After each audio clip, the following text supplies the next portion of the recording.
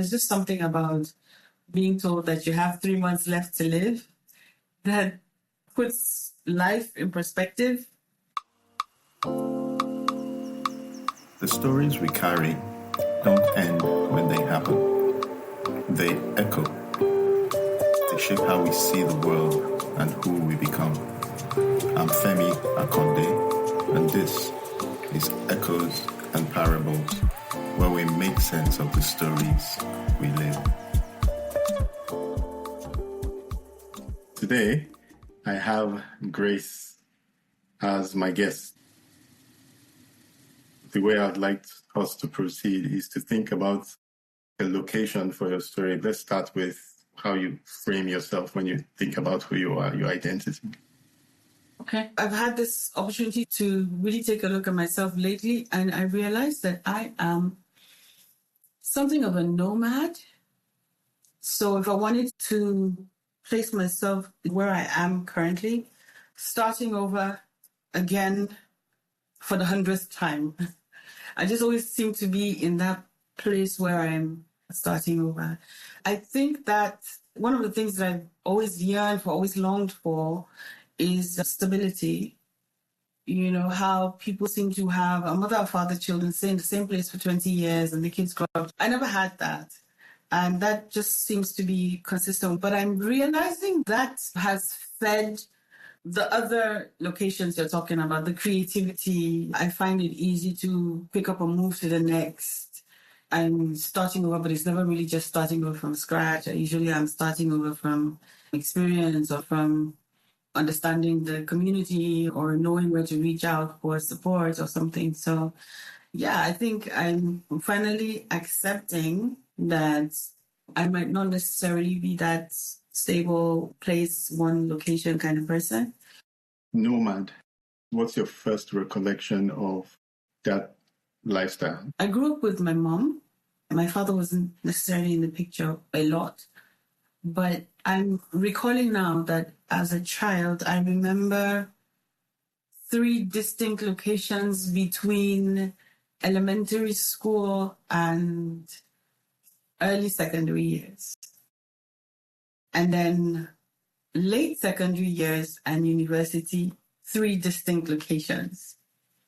Since being married, 8 locations. And it wasn't always that I was moving because I just wanted to move. The situation usually would warrant it. We're in one place, there's a job that requires you to move somewhere, she takes children with her, and then she gets to that place and there is a better opportunity, or the government required everybody to move to the capital city, so we had to move to that location. And then there a couple of times when I was outside of the country recently because I had a medical condition and we had to move the entire family to that location. You have to become accustomed to the environment, start afresh, figure out schooling and children and living. The connections. Dad wasn't in the picture. So was that a consistent thing? Yes. My parents separated early, and that was a really sad story for me because he was alcoholic. He was violently alcoholic. He would go on a really bad bender, and because he was in the army, he had access to firearms. So there were, at least from the stories that I've been told, more than one occasion where I've had firearms fired in my direction and with my mom or whoever was helping her running away from him. So that separation came early. From what I understand, I was a year old and my brother was still a baby when they separated. He tried on a number of occasions when he was sober to reconnect. But that wasn't positive because he was trying to reconnect at a time when my older siblings remembered most of the challenges they faced while he was in the picture. So he would show up, try to be nice, end up with fights with my sisters, take me out for drinks and bring me back because I was about the only one who would keep his company. Everybody else was upset and really didn't want him around. And I think he didn't know how to approach that. I think that generation just didn't have the emotional context to deal with children in an environment where you've wronged them and you're required to apologize. Our parents never apologized. So reconnecting was difficult. And I think the one opportunity we had with my eldest sister getting married was, he was glad, he was happy, he was trying to fix up his home so that we could come there and celebrate her marriage together, and then he died. So the opportunity to reconnect was never really there, because I feel like at that point we were adults enough to have maybe had a sit down with him to find out who he really was and all of that. But he died. Liver cirrhosis, which is common with alcoholics. So my dad wasn't really there. I know that you have kids of your own. Has there been any time when you've had to just consider the absence that you would probably see in your kids? In my life, I am at what I feel for my children, an unfortunate space, because I ended up married to someone who was an addict as well. It wasn't immediately obvious. It wasn't something I knew about, because at the time that I met him, he was trying to kick the habit, but it was not alcohol. He was addicted to smoking.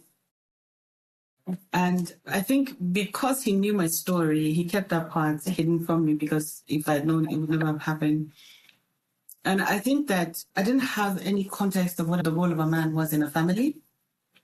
So I was pleased initially with having my girls. I have two girls, having a man in their life and seeing how they related with him as a father. But we had a lot of friction, him and I. And I feel like my children, especially the oldest, ended up bearing the brunt of that friction. We didn't have open arguments in front of the children or anything, but they are emotionally connected more in ways now than we were as children. So there are things that she would sense, and unfortunately she would take my side because of who he was and because of the way that he reacted in certain situations. So I feel like I was missing who a father is, or the role of a man in the life of a female as a child or a wife. And for the most part of my children's lives, I felt like that was missing for them as well. Even though he was present, challenges that we had kind of rubbed off on them. So they've grown up in the same situation of mom was everything that I grew up in. Putting side by side your experience versus those of your kids, I want to just trace back with you, coming out of that space of the silence from the role model that should have been there. How do you think that has affected you specifically? Do you remember a time where you might have been able to connect who you are now, direct consequence of not having your dad growing up? I grew up with this sense of I'm everything. I saw my mom provide. I saw my mom nurture. I didn't know any different. So I'm everything. I can do everything.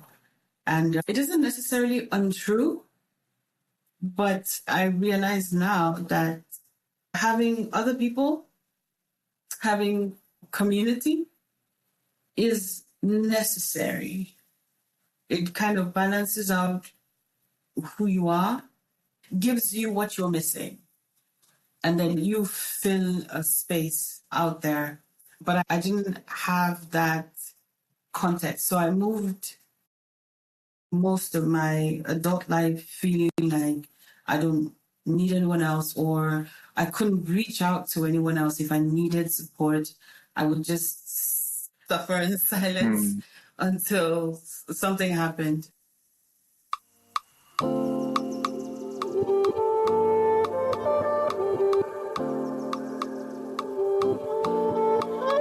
I'm realizing now that I could have avoided a lot of the struggles of those years if I had reached out, because community was there.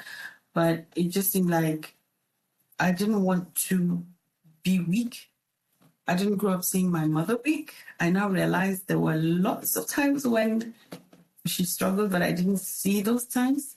So I grew up wanting to be capable, wanting to be able, wanting to be all I needed. And I think that came out of not having seen her share the burden or share the work with someone else. There's obviously the part of you that's just sheer talent. We both were in a drama group together, and you obviously are into singing. Do you feel that you found those out of your journey of self-actualization in the midst of that silence? Yes, I miss drama. I did a lot of activities growing up. First, because it was something to do. And then later on in my teenage years, when we were all at youth fellowship and everything, it was an outlet and an escape, because I could be this person. I could avoid being who I was. It was finding out, oh, I can do this. I can actually be somebody else. I can get away from being me for a season. It's still going on. Love to sing, but I'm realizing now, and you probably will be able to correct me, that I hardly ever stand on a stage alone. I will find people to sing with me, even if it was my own songs. I would just never be alone on a stage. And it's still that space of, yeah, I can do this, but there's a lot of fear, I think, in it, because up until very recently, the person that I am on stage isn't the person that I really am. So if she's not standing there with other people, she really is just a lie. Art for me was that. It was an escape for a season. Now I see that it really is a part of my identity. And I think I'm becoming more comfortable now with it. I don't need it to be anything else but expression. Which are the moments that stand out to you in that whole time period when you were actively involved in the youth fellowship? Youth fellowship was a lifeline for me. Like I said, there was a lot of movement in my life. There wasn't any space that I could say, this is where my roots are. We had moved so many churches. I had been Catholic. I had been so many things with my family. Youth fellowship was a consistent place. It was a consistent faith. It was a consistent company of people who had consistent values. So if you come to church on Tuesday, Doc is going to be there. And Yaya is going to be there. And Omi is going to be there. If you showed up on Thursday, the team is going to be there at volleyball. You're going to have the same consistent team at drama rehearsal. So it was a lifeline for me, for somebody who so many things were shifting for. And even within that space, there was still a lot of geographic movement. But I had this community that was consistent. You go there, you will find these people there. They will love you the same.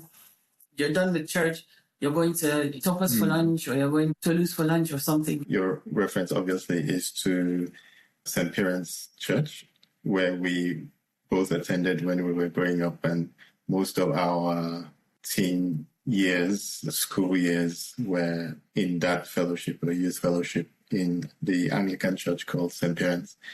Within that setting, do you feel that there were any pressures coming from being part of a group that weighed on you? And I mean that based on where you were coming from. I think what I loved about youth fellowship was the acceptance. When I first joined the church, there was that who was who, where do I fit? But once I began to show up regularly, I found people taking me in. Nobody really asked who I was or where I was from. It was just, okay, here you are.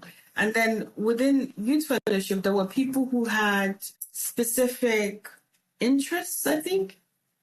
And so I found myself gravitating towards those people. We might have formed closer bonds, but there was still the bond with the larger group that stayed.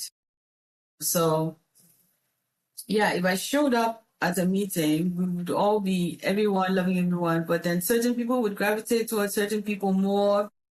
I didn't feel the need to, at least around my friends at the fellowship, I didn't feel the need to be anyone other than who I was.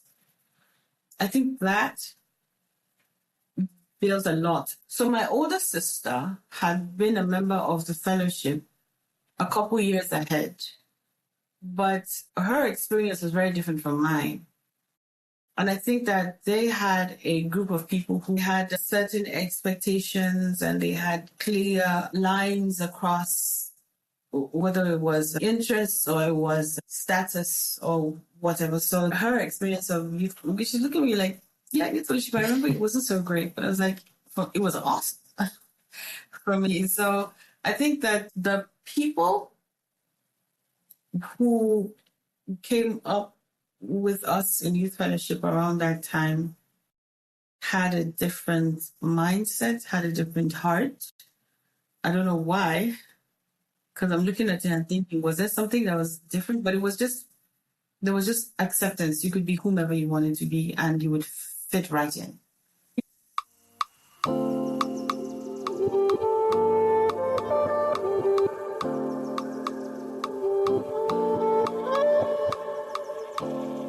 When it was time to move on from youth fellowship, which would have coincided with you're done with university, it's time to go on to your work life. How would you describe that transition for you? It was difficult because for me it was a clean break. It was another geographic move to a place where access to my friends at fellowship was not possible.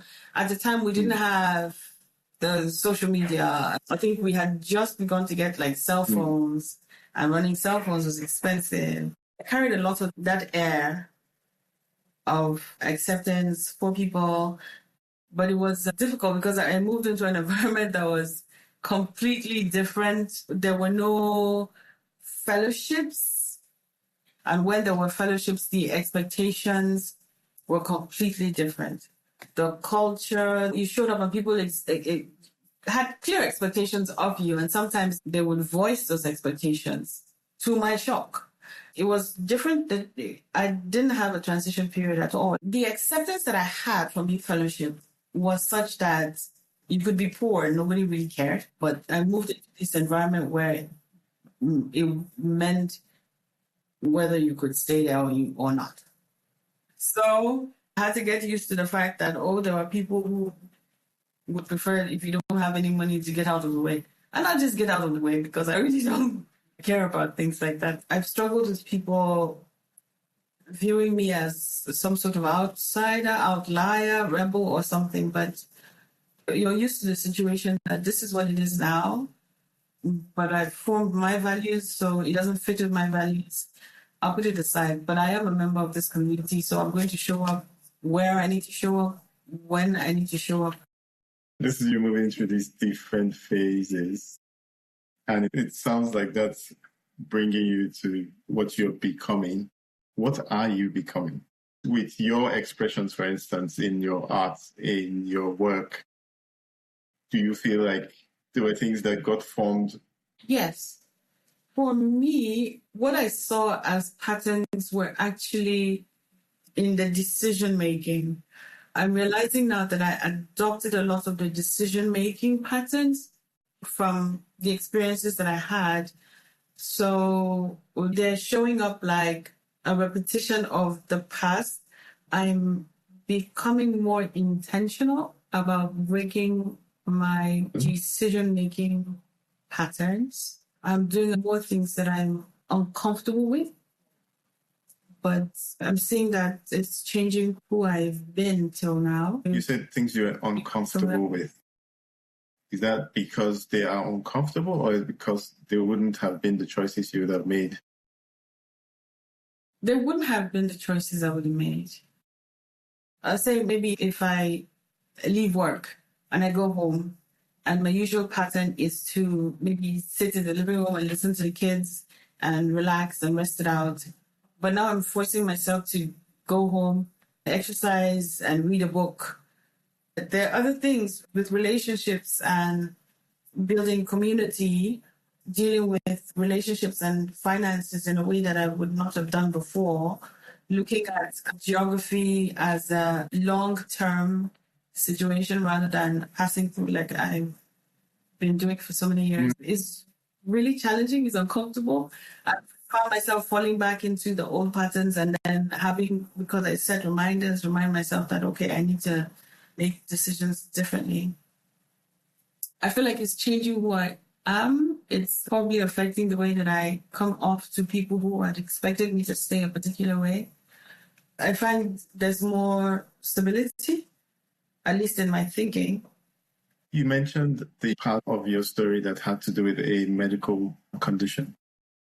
Yeah. What was that about?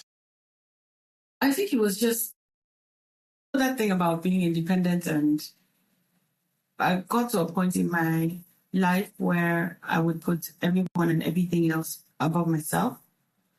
So I was diagnosed with cancer in 2022. And honestly, I knew that something was wrong. Everybody knew something was wrong. But because I had become so used to having other people's needs ahead of mine, I ignored the signals and ended up with end-stage cancer, which I think could really have been avoided. There's just something about being told that you have 3 months left to live that puts life in perspective and made me realize that I had not been fair to myself for a season. So I was diagnosed with ovarian and breast cancer of late stage. It was emotionally draining. And it just went on for the longest time, even beyond receiving treatment. I think it affected not just my body and my mind, but a lot of relationships. It was really interesting for me because I'd had a couple of health scares before then. I'd had chronic gastritis for 12 years. I'd had issues with the gallbladder that needed to be removed. When I got the diagnosis, I was actually relieved because I'd had all these other things going on. So it was like, okay, so now we have a name for something that kind of covers all these symptoms and challenges that I've been having. Right. And then there's nothing I can do about it. I can't afford the treatments and I can't cure it. So I started my journey on that with actually in peace. This isn't really something I can deal with. I just handed over to God. I don't think I ever had a day of fear with it because I was like, so finally, Lord, this isn't something I can deal with. For gastritis, you could do medication. You can't buy cancer meds over the counter. You sound like you had accepted that this was going to be fatal. Here's the thing, right? I'm a person who I believe in God, not as a concept, but as a real being. And I've had experiences where I'd be like, I can't be walking through life knowing or being a child of the person who created the world and at this level. I've worked at being independent and doing a lot of things by myself, but I get to some points where I think I have a Heavenly Father and I let go and I find things get solved. At that point, I knew that I couldn't do anything by myself and I handed it over to Him. And honestly, there are scriptures in the Bible that tell us that God is faithful to His word. So I was like, okay, here it is. You're faithful to your word. Make this happen this way. I'm not worried about anything else going on. I never thought to myself, you're going to die. I was like, this is God's business and His business says He'll take care of it. So my full expectation was that He would take care of it. I don't think there was any room in my mind for life ending. That's remarkable. How did it proceed from there? You've got the diagnosis. You are believing in God. What were the steps? I got treated. I got chemo, which was a bit upsetting because I had to travel to Turkey for a second opinion and then found out that I had not been fully diagnosed. So I was actually getting the wrong chemo. There was a lot of reassessment, and then I got on the right medication. Once it was clear that the medication was working, I came home. So it's just been fighting for my body back. I don't know how to explain it. So my body went through something, and I find every day I'm having to fight for my body back. I know that God has done his bit and given me my body to keep. Backtrack. When you found this out, this wasn't something you could afford, but you then left the country. You went to get a different diagnosis. How did that become possible? Here's the thing, right? First of all, I got the diagnosis. I don't remember mentioning it to many people. I might have mentioned it to 3 or 4 people. And then I found Youth Fellowship had raised funds for my treatment, and my secondary school class had raised funds for my treatment, and my colleagues at work had raised funds. And I had told them at work because obviously they needed to know. And I mentioned to a friend on Youth Fellowship because she promises she was involved in part of the process of trying to figure out what was wrong with me at the time. And then, so when the diagnosis came out, she knew. Yeah, so I think I had just decided, look, I can't do anything about it. And then all of a sudden, help was coming from everywhere that I had not expected. Leaving the country was someone paid for and processed visas, and someone else paid for flights, and someone else paid for this, and someone else paid for that. And I can't sit down and tell you, oh, I did a GoFundMe. I didn't do a fundraiser of any kind. But there was just always this support from communities I didn't even know that I had. Youth Fellowship, there were people on that group that I had not spoken to actively in almost 30 years. So it was an eye-opener for me. Oh, so along my life, I've been part of these groups that have built into communities they just drop everything and come running towards you. It was really lovely. It was scary at the same time.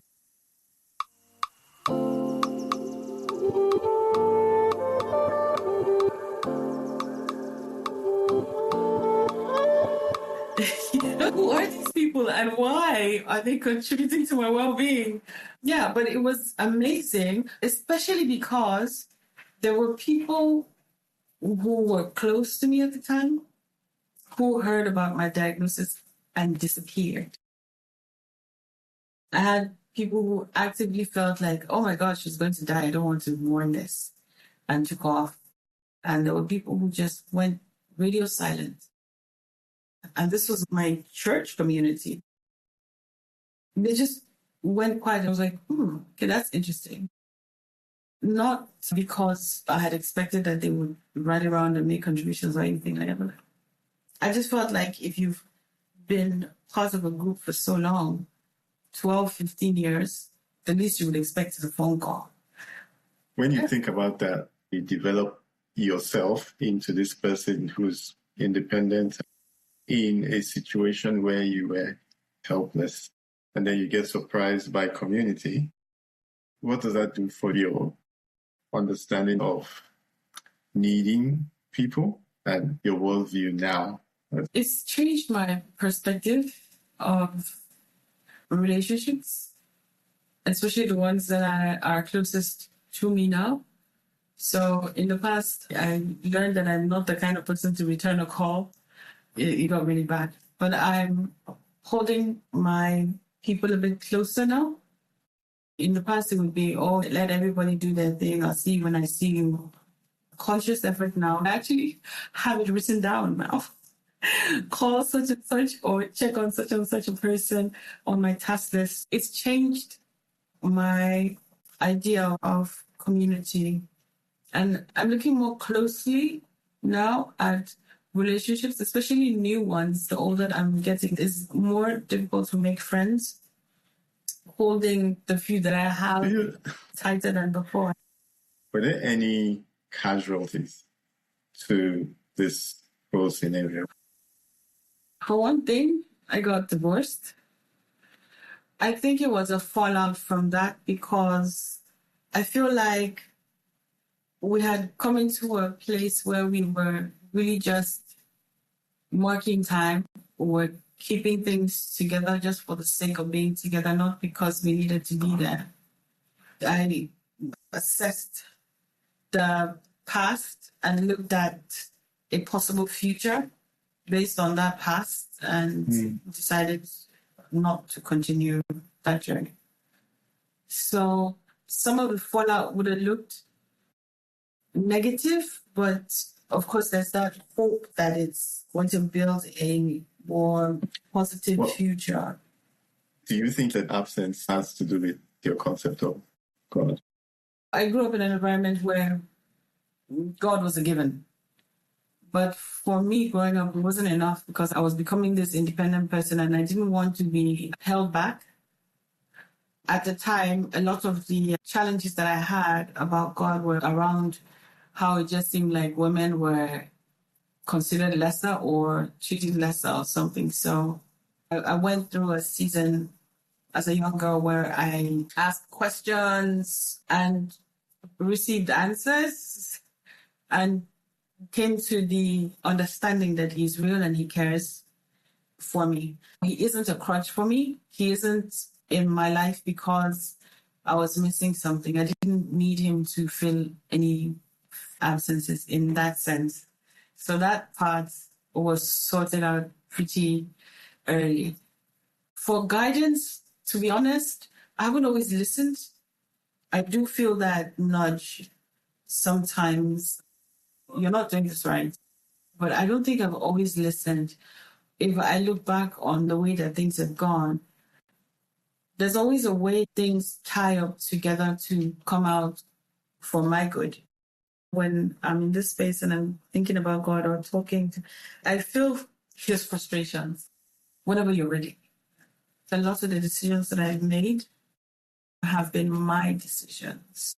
But when I run into troublesome spots, the next phase builds positively on the ruins of the last phase.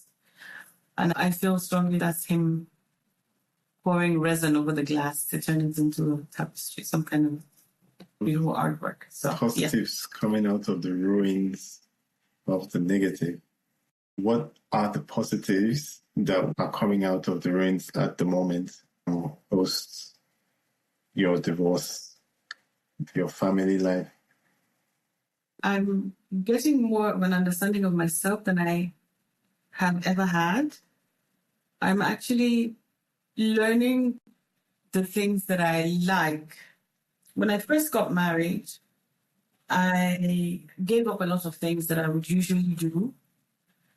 And because I was trying to build this relationship with someone who had a different background.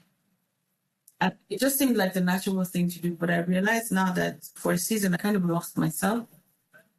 So I find that I'm more like the Grace that I used to be before I was married now than when I was married.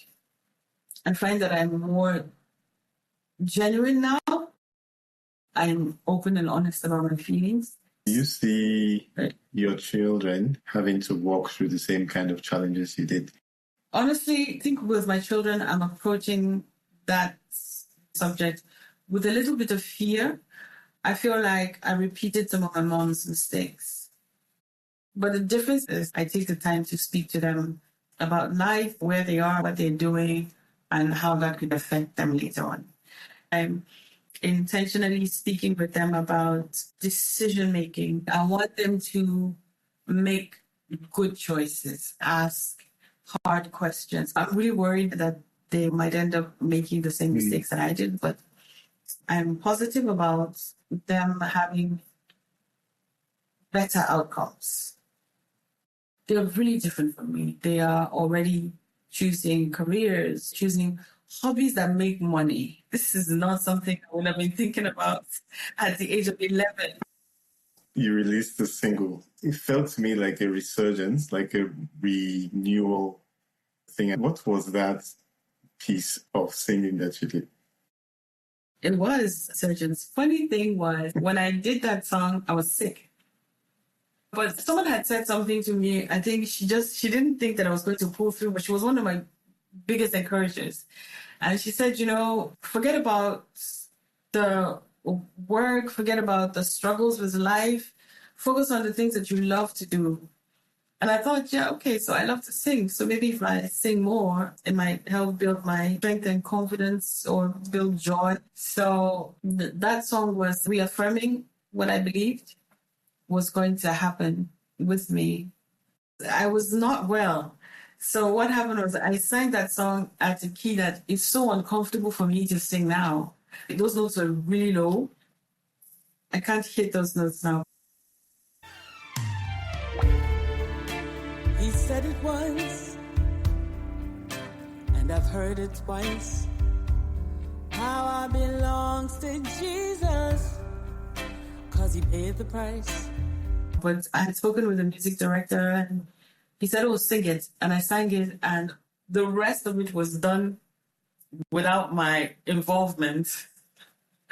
So it's really strange, but it's out there because I feel like it speaks to the strength of my faith in that hard season. So you were sick and you were hitting notes that you wouldn't be able to hit now that you are well. It's literally a testament to your life. That is amazing. Those challenges, things that you didn't have control over, seem to be the stuff that has brought about the resilience, even your hope for the future, to what you're becoming. Thank you very much. Thank you so much for coming on. Thank you for me. Thank you for having me and for sharing this story. Some stories stay with us, not because they ended, but because they never really did. This is Echoes and Parables.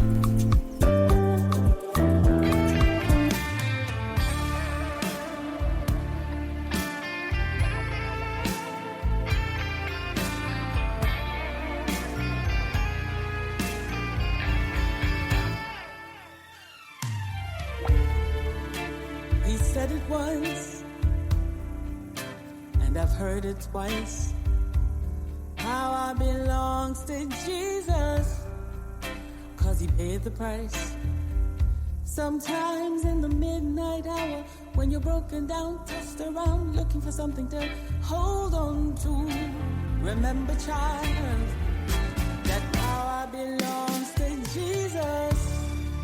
Every knee is gonna bow. Power belongs to Jesus.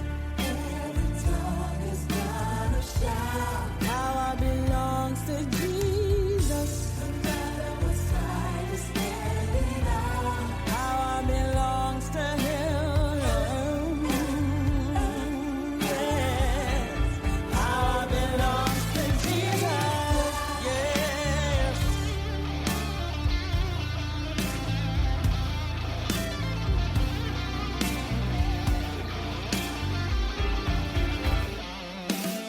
Ooh, His blood has healing